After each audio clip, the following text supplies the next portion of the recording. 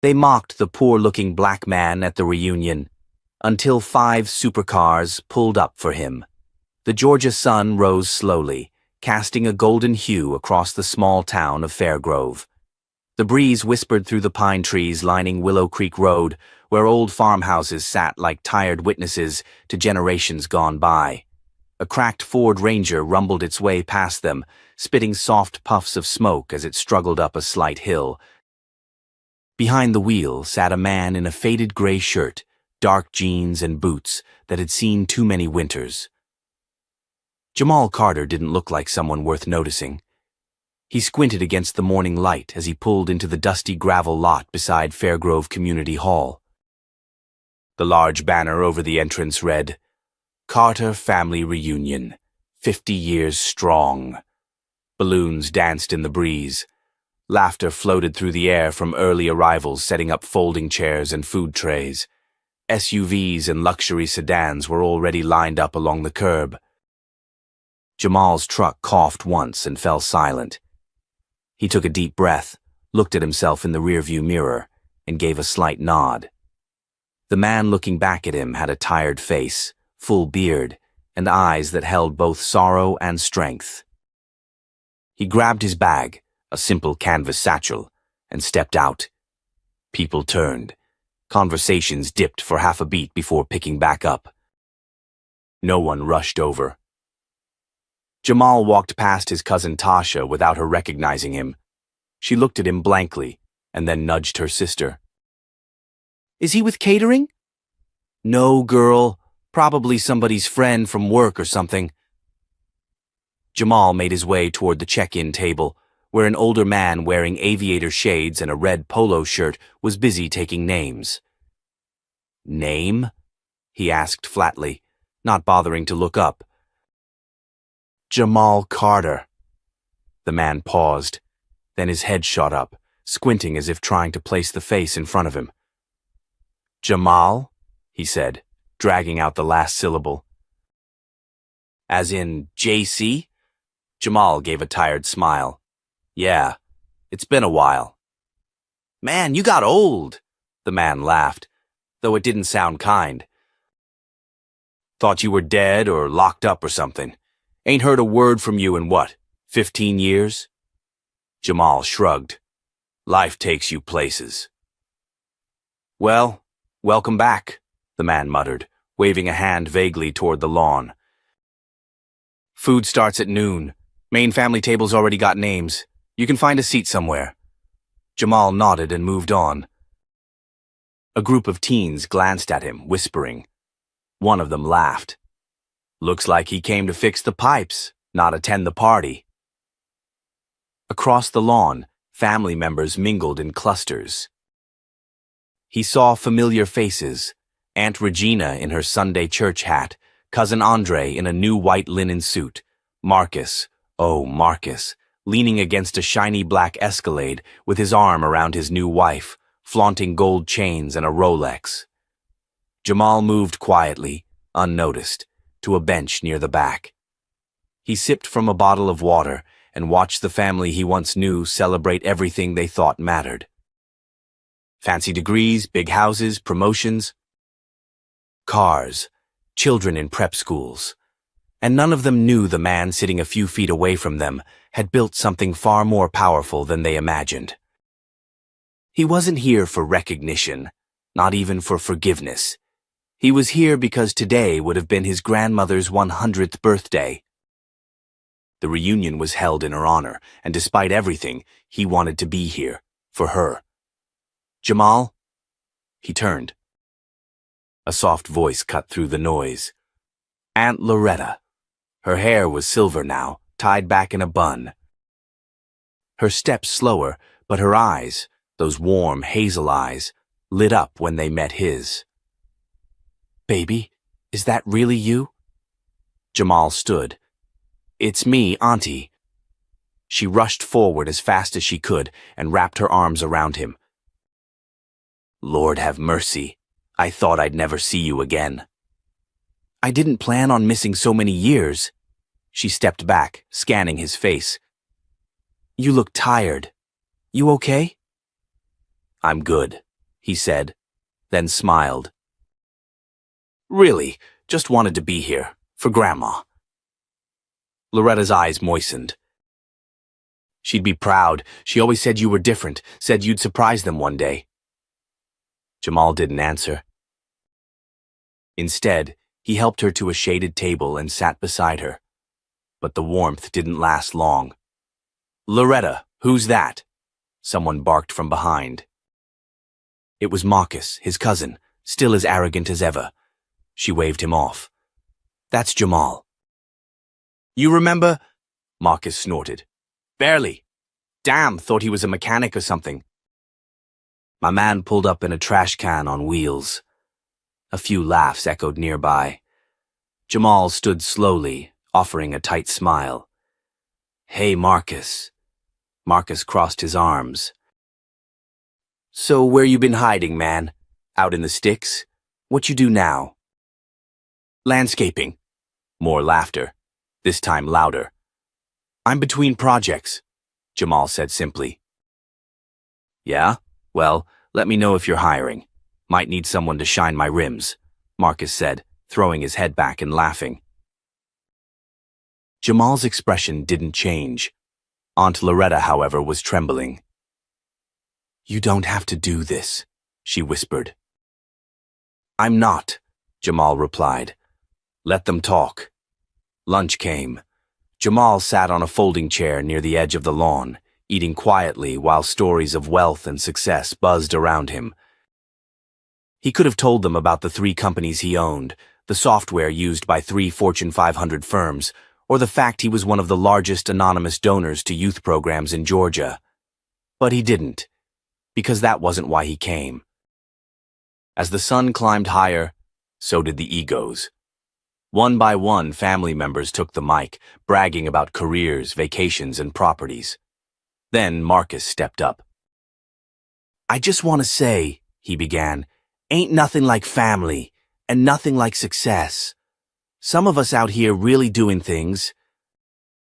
Real estate, crypto, legacy.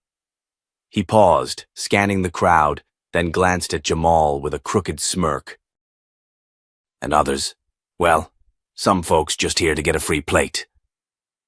The crowd erupted in laughter. Jamal didn't flinch. He locked eyes with Marcus, calm as ever. But deep inside, something shifted. Because this time, he wasn't going to let it slide. Not much longer now, he thought, as he glanced at his phone. And that's when his assistant's message lit up the screen. Convoy's 5 minutes out. You sure about this? Jamal smiled, slipped the phone back into his pocket, and whispered to himself. Yeah. Let's show them. The sun was now high above Fairgrove, casting harsh light on the gathering crowd. Sweat rolled down necks and dampened collars, but the Carter family reunion carried on in full swing. Jamal sat beneath the old oak tree near the back of the yard, his folding chair creaking every time he shifted. From his vantage point, he could see it all. The clicks, the posing, the judgment hiding behind designer sunglasses. But he wasn't here to win anyone over. He reached for the bottle of water at his feet, cracked it open, and took a slow sip. His phone buzzed in his lap. One glance. The message was short. 3 minutes. He placed the phone back into his pocket, took a deep breath, and scanned the lawn again. From across the way, Marcus was still holding court. Surrounded by a few of the younger cousins and some uncles who had spent the last hour singing his praises, Marcus strutted around like he owned the block. I told y'all, he said, holding up his keys. I just closed on a beach house in Hilton Head. Ain't nothing like passive income. A round of applause followed. One of the teenagers clapped extra loud, probably hoping to ride shotgun in the Escalade later. Jamal watched quietly. Then came the microphone again. Andre, the family's self-proclaimed MC, grabbed it with a wide grin. All right, y'all, he said into the speaker. Now's the part where we recognize some of the family's biggest success stories. We've already heard from Marcus, killing it in real estate and finance. We've got Keisha over there doing her thing in corporate law. Who else want to step up and tell us what they've been up to? There was silence. A few people murmured. Some laughed. Andre scanned the crowd, and his eyes landed on Jamal. "Hey," he said, lifting the mic a little higher. "You, man in the corner. You said your name's Jamal, right?" All heads turned. Jamal looked up slowly. He didn't move, didn't respond. "You've been real quiet," Andre continued. "Tell us what you've been doing." "Don't be shy, man. Ain't nothing wrong with putting yourself out there." More murmurs. A few chuckles. Jamal stood slowly, brushing his jeans off with one hand. "I'm not really big on speeches," he said, his voice calm and steady. "But you got something to say, don't you?" Andre goaded. "We want to know what you've been doing these last, 15 years? Jamal paused, considering. Before he could speak, Marcus chimed in, voice oozing sarcasm. "Let me guess. Traveling the country, fixing carburetors?" Laughter rolled through the crowd again. It hit harder this time. People weren't just laughing at a joke. They were laughing at the man. A man they didn't know but had already decided didn't belong. Jamal raised an eyebrow and stepped forward. "Actually," he said evenly, "I've been building something." "Oh, here we go," Marcus said, smirking. "Building what? A shed?" Jamal ignored him. "A team," he continued. "A company, a purpose." Andre raised the mic. "And what kind of company is that?" Before Jamal could answer, a sound pierced the afternoon air. Engines, but not just any engines. A deep, refined, growling harmony of horsepower. Heads turned. Down the road, the shimmering heat made it hard to see clearly at first. But within seconds, the outline of 5 sleek vehicles came into view. They weren't just cars. They were machines. Sculpted, roaring, commanding. The lead car was a matte black Lamborghini Aventador. Behind it, a blood-red Ferrari 812 Superfast, a royal blue McLaren, a white Rolls-Royce Cullinan, and closing the convoy, a gunmetal gray Bugatti Chiron. Gasps rippled through the crowd like wind through tall grass. "What in the world?" someone whispered. The cars pulled into the lot with perfect precision, gravel crunching under the weight of money and power. Doors lifted and opened in near-silent unison. Out of the Lamborghini stepped a tall woman in a sharp black suit, mirrored sunglasses catching the sun. She walked with authority, clutching a tablet and glancing around. Out of the Rolls-Royce came 2 men in matching charcoal suits, scanning the crowd like they were on security detail. The McLaren's driver remained seated, engine humming softly like a beast waiting for orders. The woman in black strode across the lawn, stopping in front of Jamal.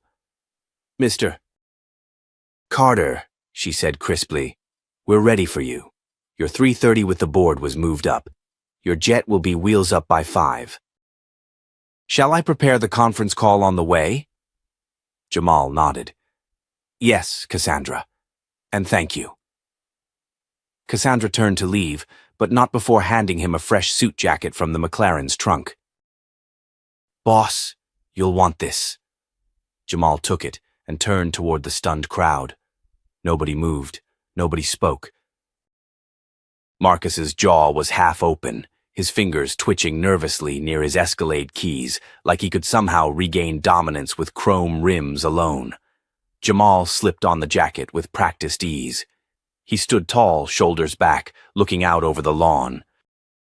"I didn't come here to show off," he said, voice loud enough to carry. "And I didn't come for validation." He paused. "I came to honor Grandma." He looked toward the old framed photo of her on the memorial table, smiling, wrapped in a shawl, eyes full of grace. She never cared about clothes or cars. She cared about character. He scanned the crowd again. Most of y'all didn't recognize me. That's all right. I didn't come to be recognized. But let this be a reminder. Just because someone looks like they have nothing, doesn't mean they are nothing. A hush fell over everyone. And then, as Jamal turned to walk toward the Lamborghini, Cassandra trailing behind, someone finally blurted out the question. Wait, who are you, really? Jamal stopped.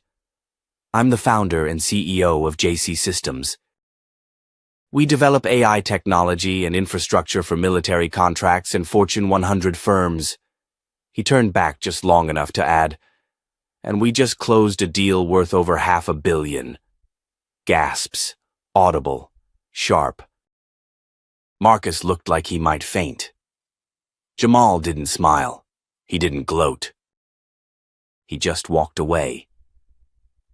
The doors of the Lamborghini closed with a soft click, and the convoy backed out and rolled off, engines purring like panthers, leaving behind a stunned silence. But that silence wasn't empty. It was filled with regret, shame, and awe.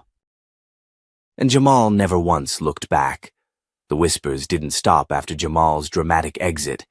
In fact, they multiplied. As the sleek motorcade disappeared beyond the tree-lined road, the reunion's atmosphere shifted from festive to tense.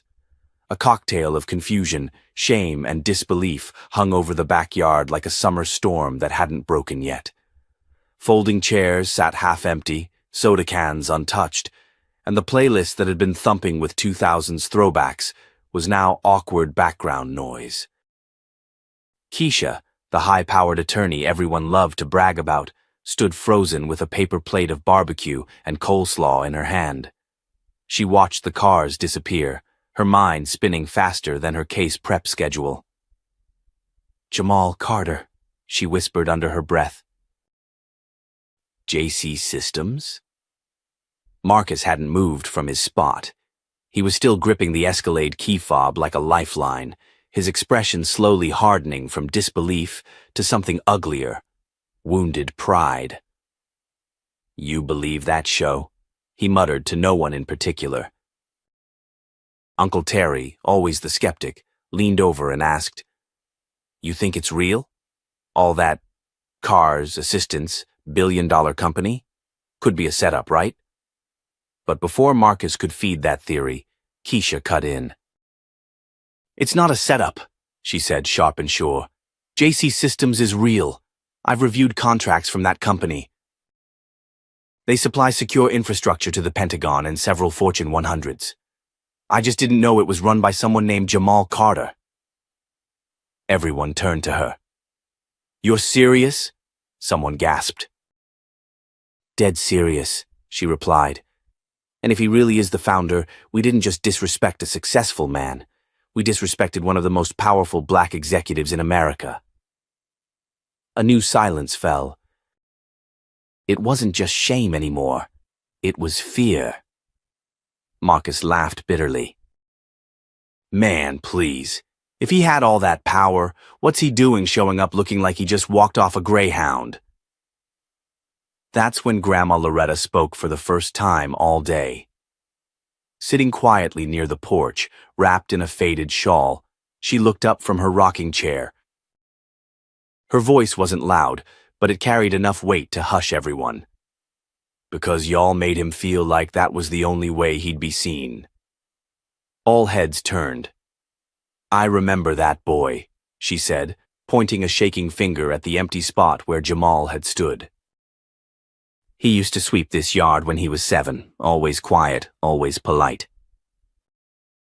But none of y'all ever looked at him long enough to see what was in him. Come on now, Grandma, Marcus tried to interject. No, hush your mouth, she snapped. You had plenty to say earlier. Now you can listen. She stood up slowly, taking her time. Her bones may have been old, but her eyes burned with clarity.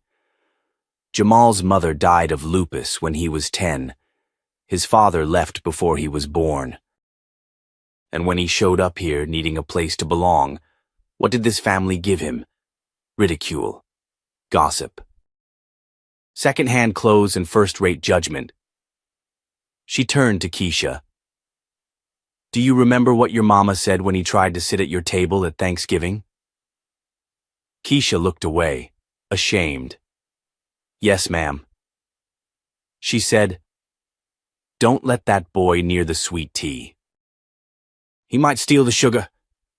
And y'all laughed. The words hit like stones. Faces flushed. Smiles disappeared. The weight of years of microaggressions and dismissals began to settle across their chests. What if, Loretta continued, what if he didn't come here to show off? What if he just wanted to see if anything had changed? Keisha sat down, slowly, the plate of food sliding off her lap. Someone from the back asked, so what do we do now? No one answered.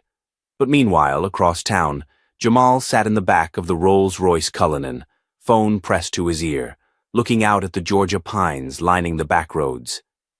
His face was unreadable.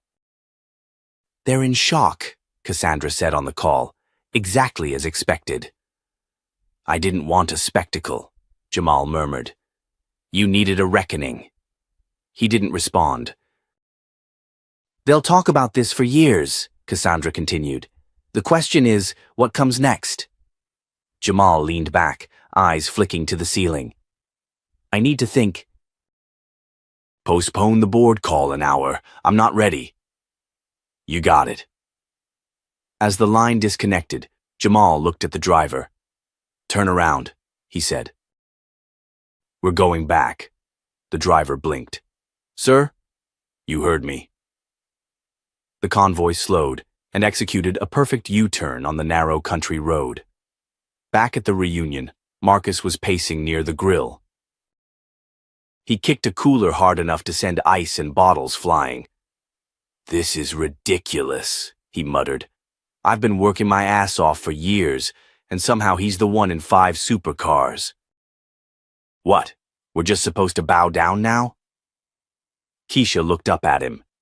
It's not about bowing down. It's about realizing we've been looking at success through a broken lens.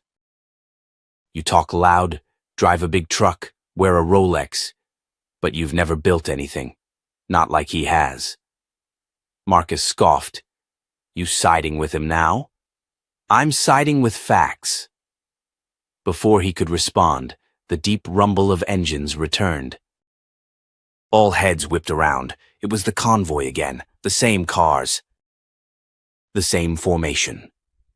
They pulled into the yard, just like before. But this time, nobody dared move. The doors opened and out stepped Jamal. Alone, no assistant. She looked nervous. I thought Alicia told you. No, she didn't. Who made the change? I'm not sure. I just followed the update sent from VP Shaw's office. Marcus didn't say anything. He just turned and walked straight to Alicia's office. Shaw's playing dirty, he said before she even looked up. She didn't ask how he knew. Let me handle it. No, Marcus said. I got this one. He waited until the board members were gathered for lunch, then calmly entered the dining room. Hope I'm not interrupting, he said. Heads turned. I just wanted to clarify that I wasn't informed about the meeting this morning. And if this is how we operate, then let's be honest about who we're excluding. Shaw looked up from his plate, annoyed. Marcus, these things happen. We move meetings all the time. Sure, Marcus said, but I've been here 2 weeks and it's only ever happened to me. A hush fell over the room. Alicia stepped in. He's right, and it stops now. Shaw stood, trying to maintain control. This isn't personal. Marcus stepped forward. That's where you're wrong. For people like me, it's always personal. The silence was thicker than concrete. But Marcus didn't care. He'd said what needed to be said, and for the first time, he felt the ground beneath him start to shift. He wasn't just surviving anymore, he was pushing back. Marcus sat on the worn bench outside the building, phone in hand, barely breathing. His heart was still racing from what had just happened in that lunchroom. He had spoken out, stood tall, and called out Richard Shaw in front of some of the most powerful people in the company. And now, silence. No word from Alicia, no email, no acknowledgement. His thumb hovered over his phone as he debated texting her, but something told him to wait. Across the city, Alicia paced in her office. She had defended Marcus publicly, and while she didn't regret it, the fallout was already starting. HR had called. Shaw had sent a strongly worded email to the board, subtly suggesting that Marcus might be too emotionally reactive to represent the company. She poured herself a glass of water and stared at the skyline, wondering how to fight a battle that was happening behind closed doors. Later that evening, Marcus returned home to Isaiah and his mother's apartment. The apartment was small, 2 bedrooms with creaky floors, but it smelled like dinner and safety. Isaiah ran up to him with excitement. "Dad, guess what? I got picked for the school debate team." Marcus knelt and pulled him in. "That's my boy." Isaiah looked up. "Did they clap for you today?" Marcus chuckled, rubbing the back of his neck. "Some clapped." That night, Jamal made a call. It rang 3 times before the voice answered. "Hello?" "Grandma Loretta," Jamal said quietly. "It's me," she gasped. "Baby, are you okay? I'm fine. I wanted to say thank you for seeing me, even when no one else did." She smiled on the other end, eyes glistening. "I never saw a poor boy, Jamal. I saw a seed. And look what you've grown into." They didn't talk long. They didn't need to. But when Jamal hung up, he felt something settle inside him. Not closure, but purpose. And that purpose was about to shake the very foundations of the family that had once cast him aside. The next weekend, the Carter family group chat exploded. A sleek flyer circulated. JC Systems presents the Carter County Future Leaders Fund, $500,000 in scholarships for local youth. At the bottom, in elegant lettering, sponsored by Jamal Carter, CEO of JC Systems. Keisha stared at it on her phone in disbelief. "He used the family name?" Her mother, Veronica, texted back seconds later. "That boy's got nerve." But Simone, Marcus's fiancée, shot back her own message. "No, Veronica, that's called grace." Across town, Marcus was pacing in his home office. The hum of his gaming PC filled the room, but he wasn't playing. He was rereading emails, looking at LinkedIn, trying to understand how he missed it all. How had Jamal, quiet, odd Jamal, built a tech empire right under their noses? And worse, why had he done it without ever saying a word? Later that night, a small knock sounded on the Carters' front porch. Jamal stood there. This time he wore a black tailored suit, the kind you didn't rent. He looked clean-cut, calm, but there was a steel behind his eyes that hadn't been there before. Keisha answered the door. Her voice was hesitant. "Jamal, hey." "Hey," he said with a nod. "I wanted to speak to everyone, if they're home." They were all of them. Keisha, Marcus, Uncle Louis, Aunt Veronica, Cousin Derek. Even Grandma Loretta, who slowly made her way from the back bedroom with the help of her walker. Jamal didn't sit down. He stayed standing, glancing around the room. This was the same living room where he used to be told to eat last, to sit on the floor, to stay quiet while the grown-ups talked. Funny how the memories lived longer than the people who made them. "I wanted to come in person," he said, "because what I didn't do it to embarrass anybody." Veronica crossed her arms. "Really? Because it sure felt like a stunt. Jamal raised his brows slightly. You mean the same way laughing at someone for their clothes at a family reunion felt like kindness? She opened her mouth, then shut it. I'm not here for an apology, Jamal said. I've outgrown that. I'm here because, despite everything, this family is part of who I am. The same people who doubted me helped shape me. The silence, the dismissal. It lit something in me, and I made sure it never went out. There was a long pause. Then Derek scoffed.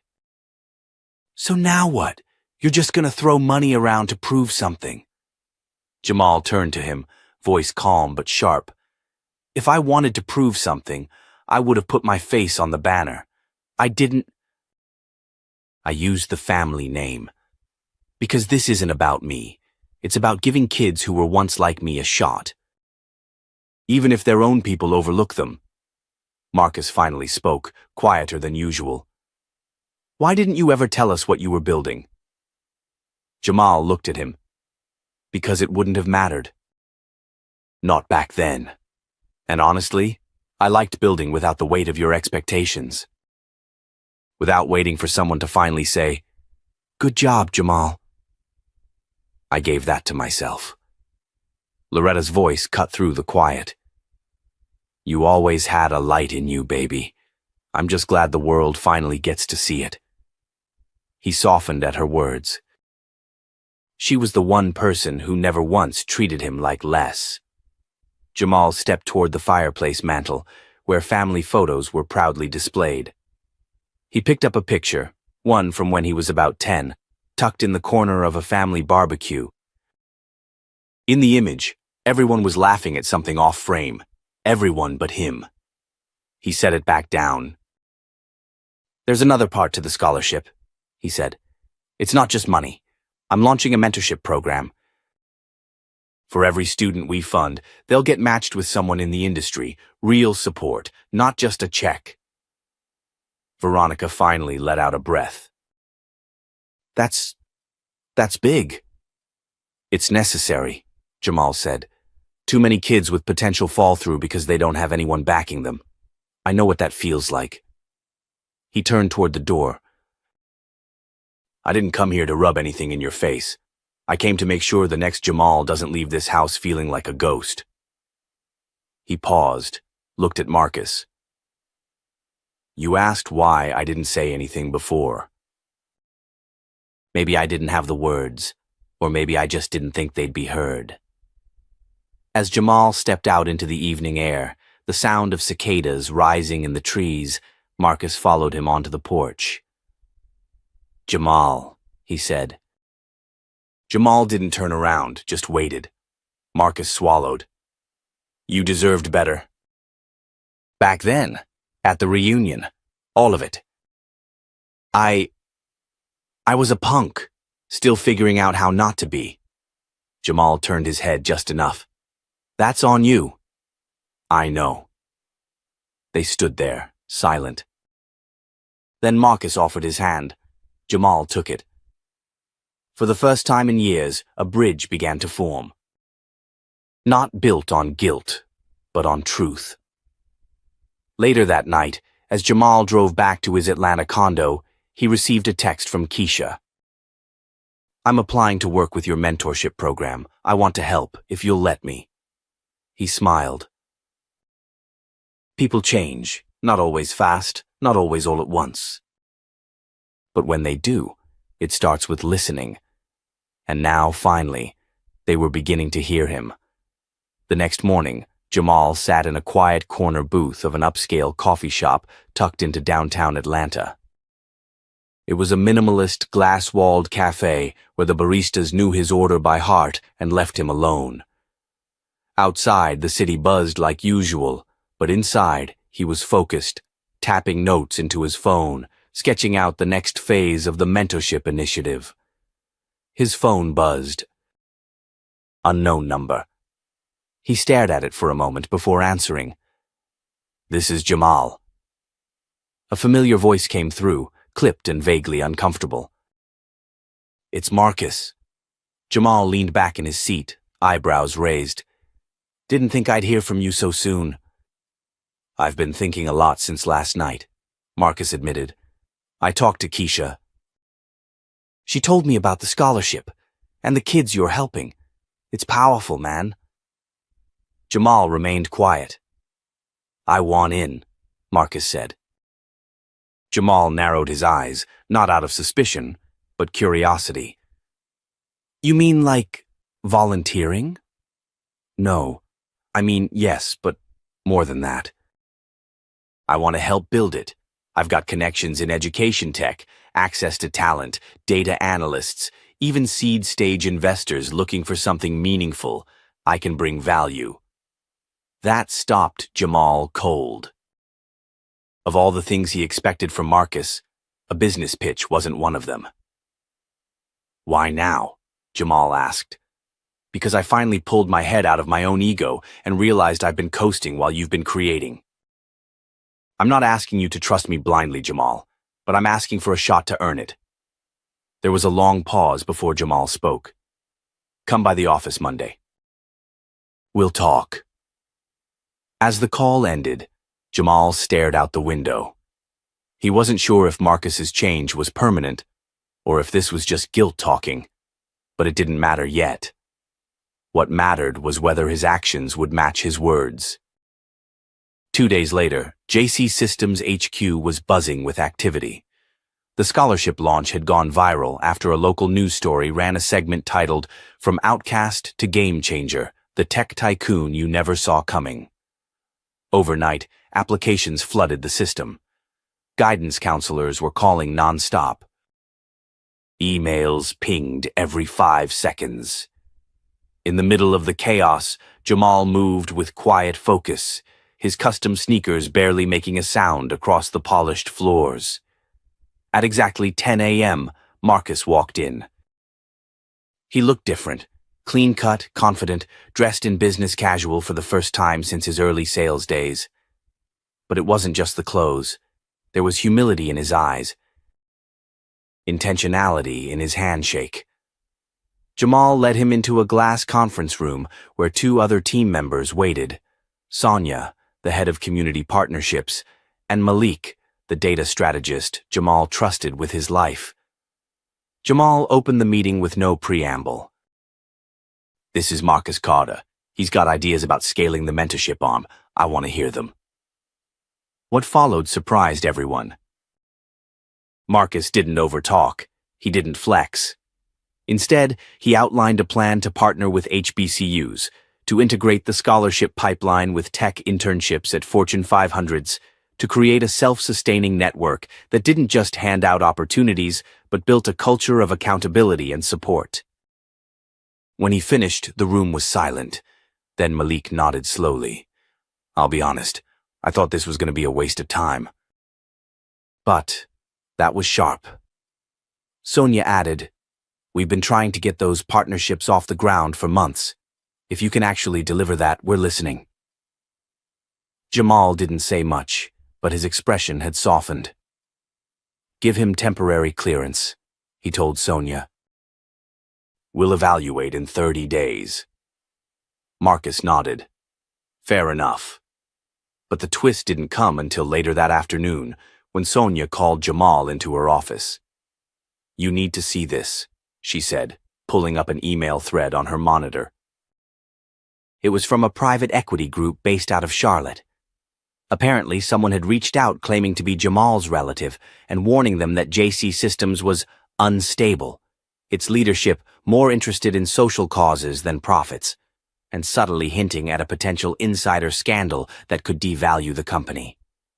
Jamal's jaw tensed. Who sent this? He asked. Sonia highlighted the email signature, Lewis Carter. Jamal exhaled slowly, his entire body tight with restrained anger. His uncle, the same man who mocked his shoes. The same man who called him nobody when he was just a boy, now trying to sabotage him behind the scenes. He's reaching out to investors now? Sonia asked. Apparently. What do you want to do? Jamal stared at the screen, then shook his head. Let it play out. Forward it to legal. If he crosses the line into defamation, we act. Otherwise, we stay focused. You sure? I've waited my whole life to build something real. I won't let a bitter man burn it down. That night, Jamal sat in his penthouse apartment, city lights glowing outside the floor-to-ceiling windows. The silence was comforting, but not empty. He stared at a photograph of his younger self taped to the fridge. Skinny, awkward, wearing hand-me-downs, clutching a cheap science fair trophy like it was Olympic gold. He poured himself a glass of water, then sat on the couch. He wasn't just building for himself anymore. He was building to make sure no one like that boy in the picture would be forgotten, silenced, or underestimated again. And if that meant exposing every crack in the system, every relative willing to sell out family for fear of being eclipsed, so be it. He was ready. The morning of the formal investor summit arrived with an eerie stillness in the air. JC Systems was set to unveil its newest initiative, a tech platform connecting underrepresented students directly with paid remote internships in Silicon Valley. It had the potential to disrupt the traditional recruiting pipeline, and more importantly, it would bypass gatekeepers who often blocked access to talent from less prestigious schools. The venue was sleek, glass and steel towering over downtown Atlanta, humming with industry buzz. Media crews had been invited.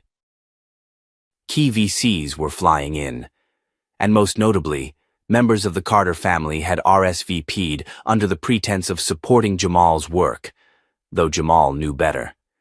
He arrived in a crisp, tailored Navy suit, no flashy watch, no bodyguards, just the quiet weight of purpose. Marcus walked beside him, now officially part of the strategy team. Malik and Sonia followed behind, handling press and security logistics. "You good?" Marcus asked as they stepped into the elevator. Jamal nodded once. "I've never been more ready." On the 40th floor, the summit buzzed with polished attendees. White men in tailored suits, black entrepreneurs in sharp blazers, women in silk blouses tapping away on tablets. A large digital screen displayed the bold title, Access, Redefining Opportunity. As Jamal stepped onto the small stage and took the mic, the room gradually silenced. He began slowly, deliberately. "When I was 9 years old, I watched a guidance counselor throw away my scholarship application. She didn't think I'd be accepted anywhere worth applying to." He paused. "I didn't tell her that I'd been building computers out of scrap parts in my uncle's garage, that I'd already taught myself C++. I didn't say anything. I just watched. I remembered." The room leaned in. "That same counselor now sits on the admissions board at a university that uses our system to find overlooked talent, and she doesn't even know that the boy she dismissed is the one who built it." A smattering of murmurs swept through the audience. "But this isn't about proving people wrong," Jamal continued. "It's about proving the system itself can be rewritten." He outlined the features of the platform: AI matching algorithms, mentorship pipelines, peer networks, corporate partnerships that guaranteed paid work. But he saved the final twist for last. "Every dollar of investor money is matched with a reinvestment into our social equity fund, because access without sustainability is a trap. This isn't charity, this is strategy." The room erupted in applause, but in the back, a man stood up, clapping slowly, face smug beneath his expensive sunglasses. Louis Carter. The room noticed the sudden tension. Cameras turned. Louis adjusted his tie and walked toward the front, cutting a path through the crowd like a wolf in a sheepfold. "I think it's time we talk about the truth," Louis said loudly. "This whole operation looks good, sure. But how do we know it's not just smoke and mirrors?" Gasps. Eyes darted to Jamal. The energy changed. "This is the same Jamal who was kicked out of his own family home, the same one who's never been stable, and now he wants our money, our trust without transparency." "What's really going on behind the scenes?" Jamal didn't flinch. He calmly turned to the media projector behind him and tapped a few keys. A live feed appeared. It was a legal statement from JC Systems' external audit firm, dated that morning, showing clean books, surplus capital, and multi-million-dollar impact returns. Then another slide. A list of donors, community boards, and tech companies endorsing the initiative. Then the kicker, an email thread, real, time-stamped, between Louis and 3 PE firms, showing Lewis attempting to sabotage JC Systems' valuation and anonymously tip off reporters about fabricated scandals. A hush fell over the room. "I've spent years building this because I knew someone like Louis would come along," Jamal said, his voice even. "Someone who would rather tear down family than see another black man succeed without them." Lewis turned pale. For a second he looked like he might speak, but Jamal kept going. "We talk about gatekeepers and systemic bias. But sometimes the real enemies are the people who look like us, people who can't stand to see us rise." Security gently approached Louis. The audience, silent seconds before, now broke out in shocked chatter. Phones recorded. Journalists typed furiously. Investors whispered. Jamal turned back to the crowd. "This isn't about revenge. It's about resilience. We've spent too long being overlooked, underestimated, written off. That ends today. Not just for me. For every kid who's been told they don't belong." The entire room stood and applauded. As Louis was escorted out quietly, red-faced and muttering, Jamal turned to his team and nodded. Back to work. Later that evening, as twilight settled over the skyline, Jamal and Marcus stood on the rooftop of JCHQ, watching the lights flicker on across the city. "You could have embarrassed him more," Marcus said. "Why didn't you go harder?" Jamal took a sip of water, watching the stars come out. "Because the goal isn't to humiliate. It's to outlast." Marcus exhaled a slow laugh. "You're different, man." "No, I'm just free." And for the first time in a long while, Jamal felt exactly that. The sun broke through a thin layer of clouds as Jamal stepped out of the building, a calm, early morning breeze sweeping through the concrete canyons of downtown Atlanta. The summit was behind him. Louis had been exposed. Investors had doubled down on their commitment. Media headlines buzzed with phrases like "Black tech visionary shakes up Silicon Valley" and "family power dynamics exploded on stage." But none of that mattered to Jamal in that moment. What mattered was something quieter. He had reclaimed something no amount of money could buy, his own narrative. Later that week, the Carter family held a private dinner at Aunt Rena's estate, the very same home where the reunion had been held just a week before. This time there were no party balloons, no champagne flutes, no laughter. Just stiff silence and the clinking of utensils.